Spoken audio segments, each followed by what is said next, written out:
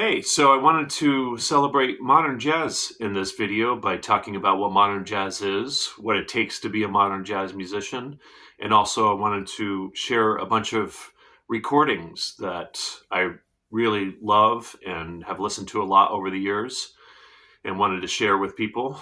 Um, and I've made a bunch of videos celebrating and talking about acoustic, traditional, swing oriented jazz in previous videos. And then I've made a couple videos now about the fusion era of jazz, which basically I think of it as, traditional jazz up until, roughly 1969, 1970. And then the fusion era being 70s and 80s and, bleeding into the 90s a little bit.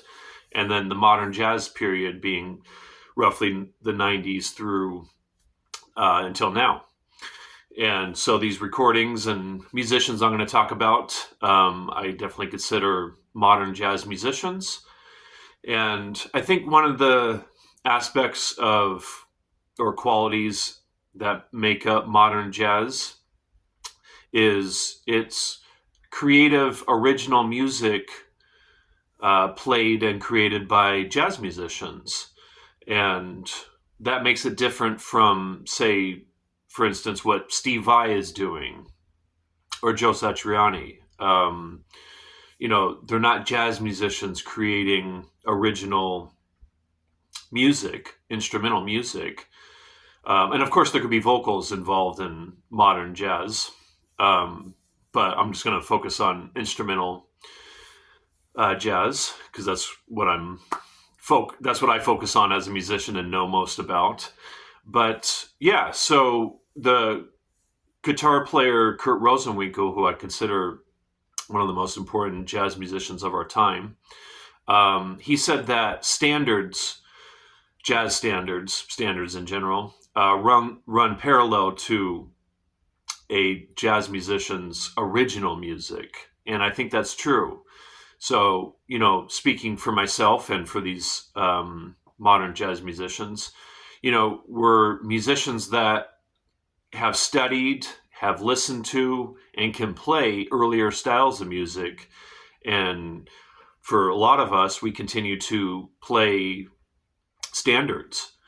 And that's really kind of part of our foundation as musicians is to be able to play that music and to be able to create and improvise within those forms and those harmonies and be able to play those melodies.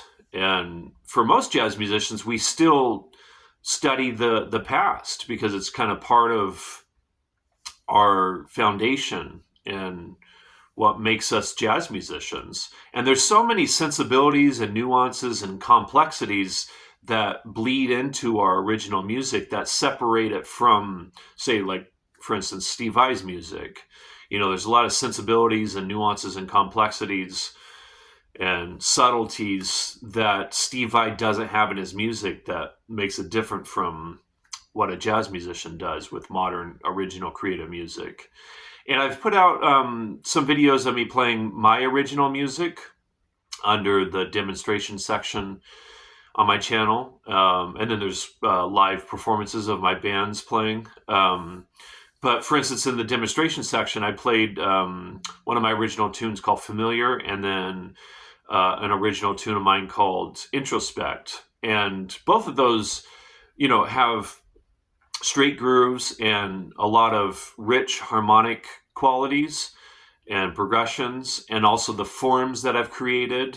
And when I shared one of my tunes with Wayne Krantz, or a couple of them actually, he said he wanted to steal my concept for forms. I don't think he subsequently did that, but that was cool to hear. He recognized the originality of it, which I really appreciated. So I've created my own kind of forms, and then there's a bunch of improvising in my tunes, and there's odd time signatures, and there's just a lot of kind of more modern sensibilities, original creative sensibilities, but it's played by me, which I'm a jazz musician. So I think of it as being modern, creative, original music played by a jazz musician. So that's what I think of as being modern jazz. And yeah, so let me start with the guitar players here. And I made a whole video about Alan Holdsworth, but I wanted to mention him in here because I think he's a really important part of being, when we're talking about modern jazz and what modern jazz is all about. I definitely consider him a modern jazz musician, or he was. And this record, 16 Minute Tame, he started introducing swing grooves in his music, and this definitely has that. And then Non Too Soon, he plays a bunch of jazz standards on here.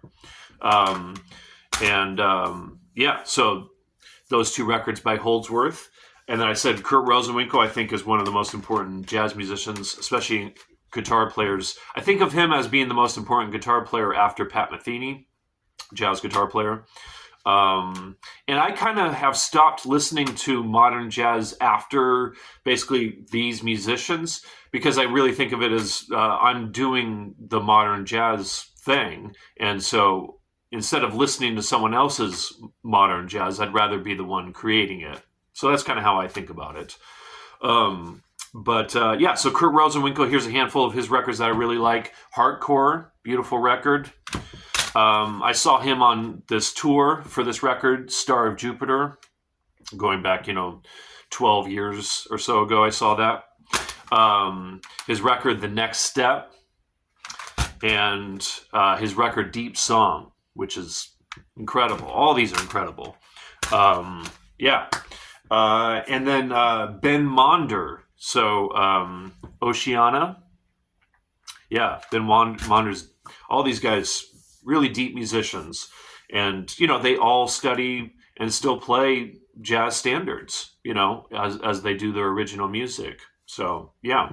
And then I've talked about this in a previous video when I talked about studying with Mick Goodrick. Mick Goodrick had a huge influence on me and these other modern jazz guitar players. He really created a new way of playing jazz that separated it from, say, someone like Wes Montgomery.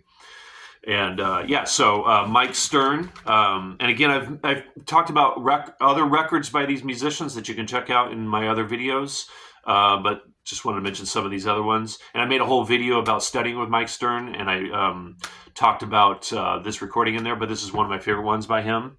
Which has John Scofield and Bill Frisell, which I'm going to talk about. Other really important modern jazz guitar players. And of course, Pat Metheny. So this one, We Live Here. And a more very recent record by him called, what is it called? From This Place. That's right. This is killer. Really great.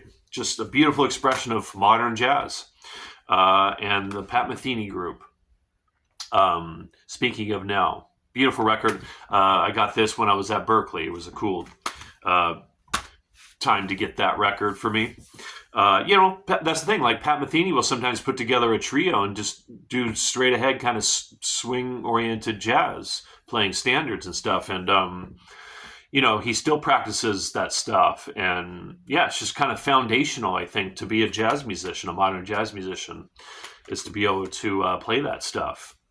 Bill Frisell, he's been really important to me. Ghost Town and Gone Just Like a Train. I love the artwork on some of his records. Isn't that great? Really cool.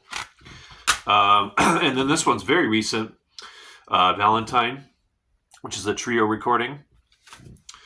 And then, of course, had to get John Scofield in here. So, Pat Metheny, Mike Stern, Bill Frisell, John Scofield, those four guitar players in particular, we all,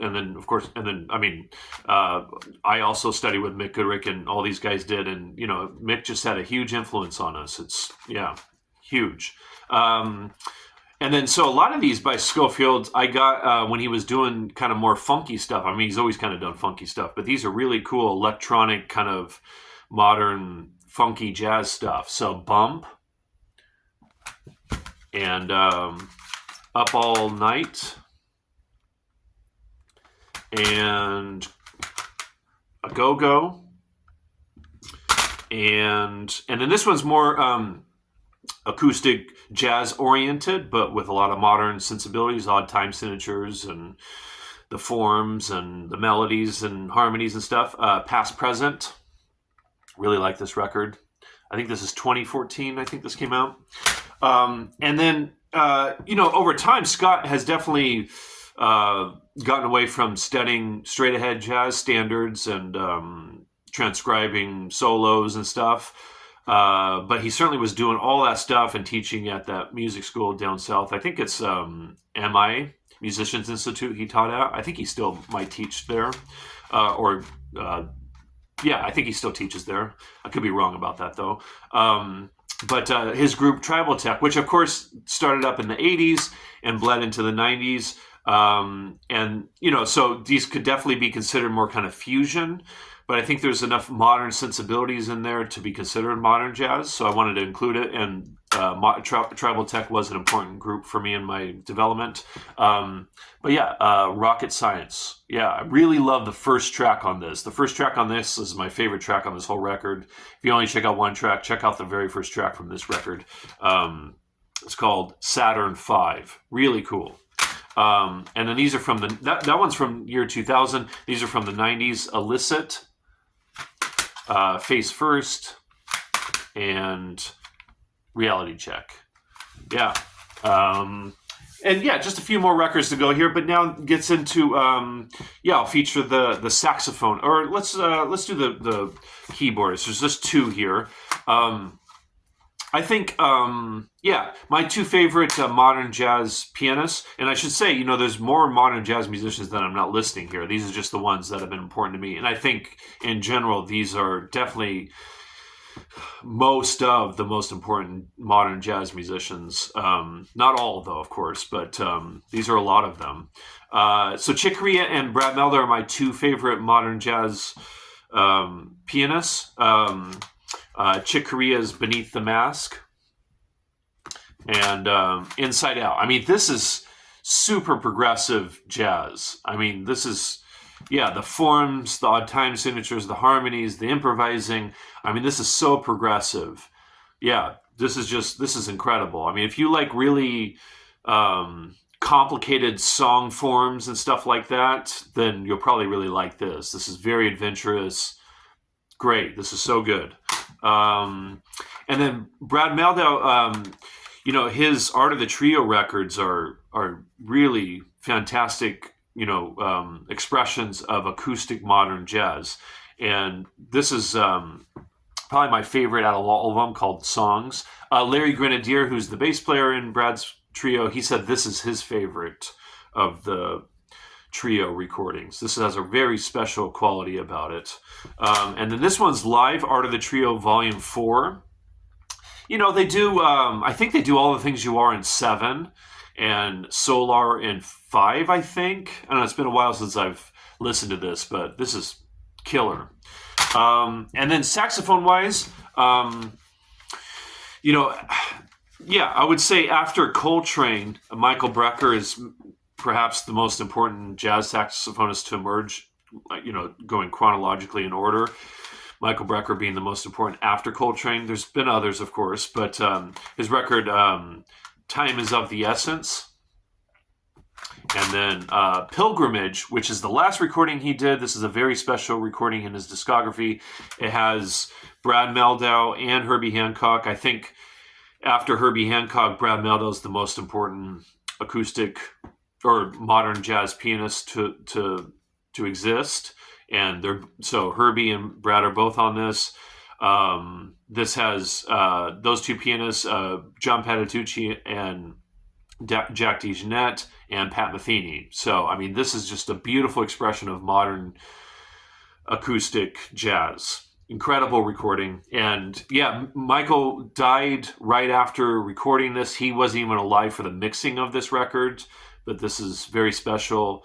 And Pat Metheny and the other guys thought that think that this is Michael's best recording. They all thought that his playing and the compositions and everything was just on a whole other level. So please check this out. And then Tales from the Hudson,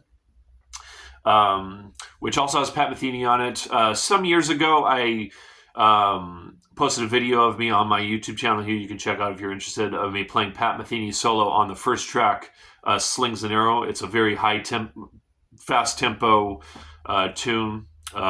Pretty hard solo.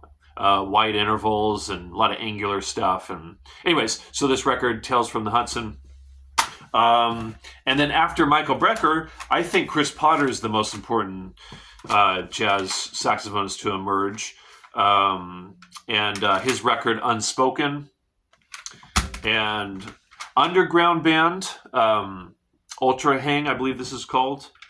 Ultra Hang, which is really funky and stuff. And this has the guitar player Adam Rogers on it. And then Underground, this has Wayne Krantz on it, who I talked about earlier in this video. This is Chris Potter's Underground Band, which is more kind of funky-oriented type grooves. And then I've talked about David Binney in another video, but Anna Kappa, his record South, and Barefooted Town.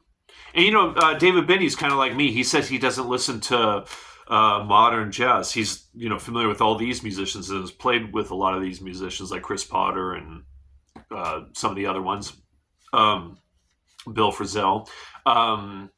But he kind of feels like modern jazz has kind of lost its soul in a lot of ways. And I kind of agree with him, at least some of the stuff that I've heard. But yeah, someone like David Binney, he still practices and has recorded jazz standards, but then he creates all this very original music that's very creative. And I definitely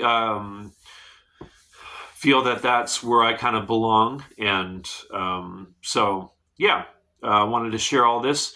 All right, hope you enjoyed this, and thanks for watching.